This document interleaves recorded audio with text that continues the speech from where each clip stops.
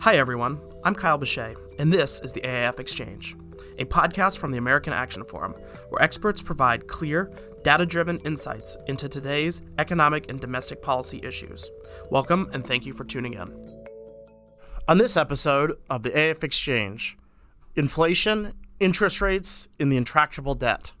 Joining us to break all of this down is AAF President Douglas Holtz-Eakin. Doug, thanks for joining us. It is always a pleasure. What's been on your mind recently? Well, it's the recurring nightmare known as the Airbus, Boeing, EU, US, back again. WTO case. I mean, this is my entire adult life. I think it actually genuinely, the dispute began in the late 90s, and so the first WTO sort of complaint was filed by the US in 2004. And the genesis of this was the European Union subsidizing the launch of two different Airbus models, and then there were counterclaims by Airbus that the United States was subsidizing Boeing. The WTO found out that they had subsidized and allowed the U.S. to impose tariffs on $7.5 billion worth of European goods as retaliation for this. They then also found that the U.S. was subsidizing Boeing because Washington State had a 40% lower tax rate on the occupation tax for people in the airframe industry. It was nothing. I mean, really, but you know, so they were able to retaliate and put tariffs on $4 billion worth of U.S. goods. And then we got literally, that was, the teens, and we get to 2021, and everyone agrees to stand down. They suspend all the tariffs. And you think it's in the rearview mirror. We're finally done. And lo and behold, the European Investment Bank gives Airbus $3 billion loan. All the rumors are that it's not a market loan. It's just a disguised subsidy. Boeing wrote to USTR and said, would you please take a look at this loan, make sure it's okay. Part of the agreement when they suspended all the tariffs was complete transparency in these transactions. So we have a right to look at the books. Now, they haven't answered yet, so it's hanging out there in limbo. But I just, part of me is like, I cannot believe that they would so transparently do it again. Yeah. After all this. I mean, it's almost like a bad movie they keep rebooting. Yes. And I really do need, I might need to listen to make an infographic timeline on this because it's endless. And the back and forth. I mean, I skipped all the, findings, appeals, counterfuses. Yeah. I mean, it's just, it was a full-time job. Yeah. Keeping track of this thing. I mean, and this also highlights, I think, just the ongoing problems with trade in general. Part of me thinks that, let's be blunt, the Trump administration has blown up a lot of the norms that were around international trade. So I think the European Union thinks, okay, fine. Yeah. They don't like this, we're going to do it. Yeah. And what's the WTO going to do to us? Does the WTO do anything anymore? Right. So I don't know how this all ends up, honestly. So we don't. It's is there an unresolved. exit strategy in any of this? Is there a solution in any of this? Yes, it's the same one we're using in Iran. So don't worry about it. No. For our listeners, my reaction to that, you might have to go to YouTube for that one. Oh my. Anyway, yeah, this one's I don't want to think about this. I never wanted to think about this again. But there was a little thing in CNBC, and then something got picked up, and I thought, oh no, here we go again. Well, on that note, let's turn to the economy, which is another fun topic of ours. Absolutely. And we're still facing a continuing problem with inflation. We are. We had CPI data today. Did it tell us anything? Not a lot. Yeah. It hit expectations. So top line 0.1%, core 0.2%. That puts the core at 2.5 year over year, down from 2.6 last month. So you can declare victory because we hit expectations. There was no bad news surprise, or you can recognize that we're at 2.5 and we've been above 2 for years and years and years and years, and that's not particularly appealing. Yeah. So I think the surprise in there, or the only sort of real news that I saw, was shelter inflation once again coming in very light. So the month of July annualized is a 1.1% annual rate for shelter inflation. That's really low, and that's why the core keeps moderating. That's a third of the CPI. Mm-hmm. So that's like, take away all the Sturm und Drang that surrounds the global energy markets in the Iran conflict. That's an important development, right? Have low shelter inflation of that type. Yeah, so I mean, is this on, because this is what the second month in a row Yes. we've talked about low shelter. When the June number came in, I thought, okay, fluke. Yeah. Statistical anomaly. You're right. It'll revert in July. It didn't. Mm-hmm. So now, to me, that's real information. So now maybe something's going on out there. Does it say something about the housing market in general, or? Now we get to guesswork time. I don't think there's any particular evidence that the owner-occupied sector is suffering sort of big downward price pressures. It's not. Mm-hmm. So the place where you'd expect to get a response is in the apartment market. And you can build new apartments, and people do. And what we might be finally seeing is that side of the market getting more supply, and that's driving these numbers. I mean, from an anecdotal point of view, just walking around DC, you see a ton of new apartment Cranes buildings. Cranes everywhere. You constantly are seeing apartment buildings 2 months free of rent or things like that. Just to sort of start getting people in these buildings now. So we're gonna. I think I'm gonna have a chat with Kingsley and just sort of see if we can do a deeper dive on what's going on. What's going on there? How should the Fed be reacting to these numbers? The Fed doesn't have to react to these numbers, and so they should stay in their hole or wherever they keep them between meetings. And they get a couple of price reports. They get 2 CPIs and 2 PCEs before the next meeting, so they will have a lot more data on the sort of scope of inflation. And so that's an important part of it. The flip side of that is the other mandate, the employment mandate, and there that July number. The 20,000 odd decline in top line jobs, again, that to me feels like the 1 month of data that you want to discard until you see more evidence, because 40,000 of those declines was local education employment, which feels like some sort of weird seasonal adjustment. Yeah. So everyone got laid off in June, lost their job in June somehow. That sounds like the school year went too long. They expected them to be gone in May. Instead, they went away in June. Seasonal error, and so we'll see. Do another month and see what it looks like. No one expects the labor market to generate 250,000 jobs. I mean, that's not the world we're in anymore. Mm-hmm. The unemployment rate remains low, often for the wrong reasons, because people are just giving up. And it comes down, I think, to just the wage number. Are we getting rising wages enough to compensate for the inflation? Yeah. I wasn't going to bring up the jobs report, but yeah, I did see that sort of explanation over the weekend about we had more winter than we usually do, so things got extended and moved around, so the adjustments didn't pick it up and all that. The reason you always hear people who look at these on a regular basis say never overreact to 1 month's data is there are a lot of events that are sort of timing issues where they either fall in this month or the next month. And if 9 out of 10 times they fall in May and just once they fall in June, when it happens in June, the seasonal doesn't get it right and it looks like a big event. And it's not. Yeah. It's just a timing issue. Interesting. So anyway, speaking of the Fed and interest rates, last week the U.S. Treasury stepped into currency markets to prop up the Japanese yen with its euro holdings, a little weird. But why did they take this step? Because I was trying to have a vacation, and they just really needed to irritate me. Yep. And they succeeded. Yep. I broke my vacation. I read about this, and I quietly lost my mind. And to Beth's happiness. Oh yes, absolutely.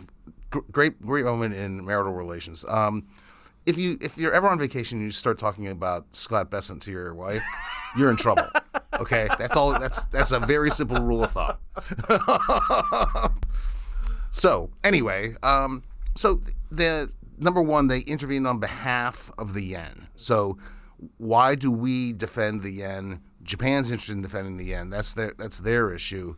It's unusual for the U.S. to do that. So that's sort of point number one. And there are a variety of possible explanations, like they're allies. We're going to help them in any event. It's hard to believe. Or we're worried about financial turmoil in Japan interfering with them meeting the commitments they got in that Japan trade deal. Remember, there's a whole series of investments. I think it was like $600 billion worth over many years in the U.S. So they could be defending that. They could just, Bessent was a currency trader, and he may just have seen an opportunity here. Who knows? So that's point number one. Point number two is that they didn't just say sell treasuries and buy Japanese bonds and thus prop up the yen. They sold holdings of euros and kept the dollar out of it. So raised the yen at the expense of the euro. They didn't, by the way, call Christine Lagarde over at the ECB first. They just did it.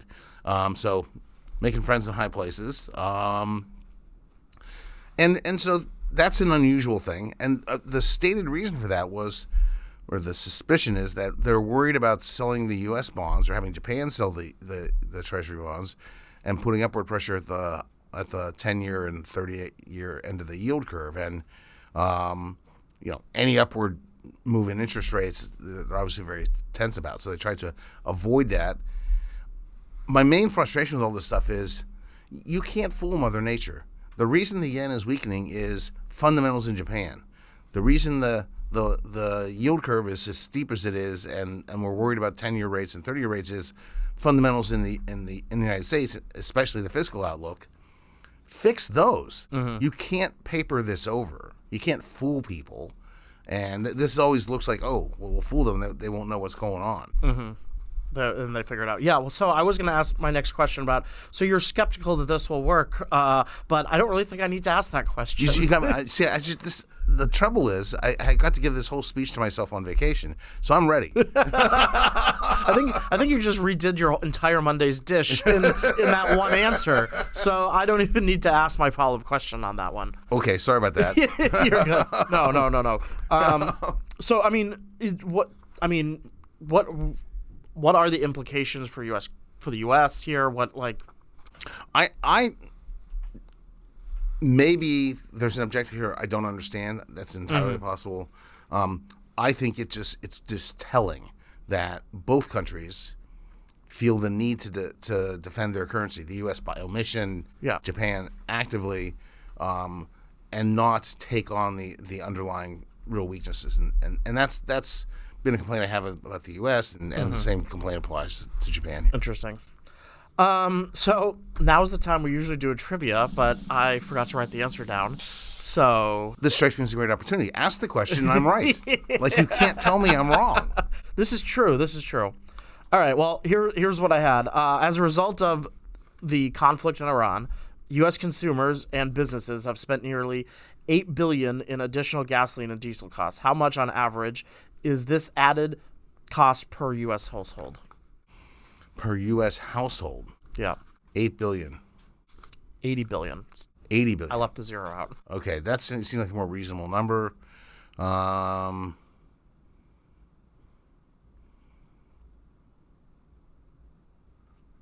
All right, and we'll tune in next week to find out if you got the answer right.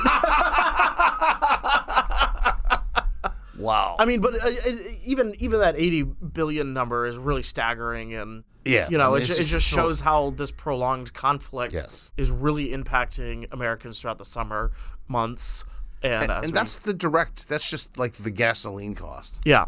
We're now seeping through the economy, and this is in the inflation numbers as well. Transportation costs are way up. Mm-hmm. Diesel's really expensive. It's gone up much more than gasoline has. It's stayed up. Insurance costs have been up. So putting goods on a truck and getting them someplace is expensive. Yeah. It shows up in all the pricing. We most Americans just see it at the pump, but it trickles into your grocery prices, your household prices, your anything you go to a mart for. And the long life stuff is why inflation is so difficult to cure. Think about the fertilizer shortage. Yeah. right? When does that really show up? It's not in June, July. It's going to be sometime in the fall. Well, yeah, or next year when farmers they probably already had most of their stuff when they went to get produced for this season. But as we enter into another season and there's shortages, things are going to be problematic. Yeah. So it takes a long time to bring inflation out of an economy. We have learned this now for the second time in the past 50 years, and hopefully the lesson will stick and we will not let it get started again. Yeah. Well, let's take our mood down even further and end on talking about the debt. Oh, okay. The United States is certainly headed to a regrettable milestone. Yep. Of $40 trillion in national debt. This will likely happen in the next month or so. Some people say August. Some people say September. What are your thoughts? Number one, that's a really big number and something that should wake people up. And as we've discussed in the past, I was always of the camp that said, well, there's not an imminent sovereign debt crisis. We don't have to worry about that so much. But we've now had these indicators, downgrades, market volatility, weak auctions that make me think that possibly has to be taken more seriously. So that's not good. In my view, we have already paid the price for this profligacy over the past 25 years in the form of economic growth that's slower by a full percentage point than it averaged in the 20th century. And so that's not good. So there's every reason to do better and reap the benefits of that. But the political will has been missing on both sides. And so can this milestone wake people up? I don't know. I hope so. But yeah. I mean, a couple of milestones that are a couple of observations that I had looking at, our chart books. Peterson sent over a pretty cool on interactive website to look at this stuff. One, interest on the debt is at third. It's huge. 14%, I think it said. That's a lot. It used to take us a few years to add $1 trillion to our debt. Now it takes a few months. He's gotten really good at it. Yeah, it's Practice makes perfect. Yep. I didn't think that would apply here, but here we are. And we've talked a lot about having a conversation. We have an election coming up in a few months about these sorts of things, and it doesn't seem like it's happening. I didn't expect it to show up in this election. It'd be great if it did, but I'm sufficiently beaten and jaded that I didn't expect it to become central. There is now chatter of a bipartisan crowd of senators doing something in the lame duck on what amounts to a process bill by Cassidy and Durbin. You'll note that they are both not coming back. So this is an effort by people who are leaving the Senate, perhaps against their will or retiring. And maybe they can get that over the finish line. I'd be surprised. Yeah. So on that note, how do we get out of this mess? There's only one way. First of all, the old lesson is if you're in a hole, stop digging. We're still digging. So stop it. Stop passing legislation that's not paid for. Stop doing reconciliation bills to make things worse. That's step one. And then step two, honestly, just get serious about Social Security reform, which is imminent anyway, needs to be done, is a big part of the deficits that we have, and we need to have a social safety net that's durable. So that's what I'd like to see. I'm pretty sure there has to be a discussion in 2028. It'd be better if it happened faster. Yeah, I mean, because the trust fund is running out, and we know it's going to run out on the next president's watch. Yes, and the senators who are being elected now will have to deal with it. Yeah. So there is a reason for them to care now, but we haven't heard it in any of the. You don't see people running ads on this issue. Right. Yeah. Well, something we'll continue to talk about, and hopefully they continue to talk about. But thank you for coming on and talking about all these things. And happy football season. It's back. Our long year is over.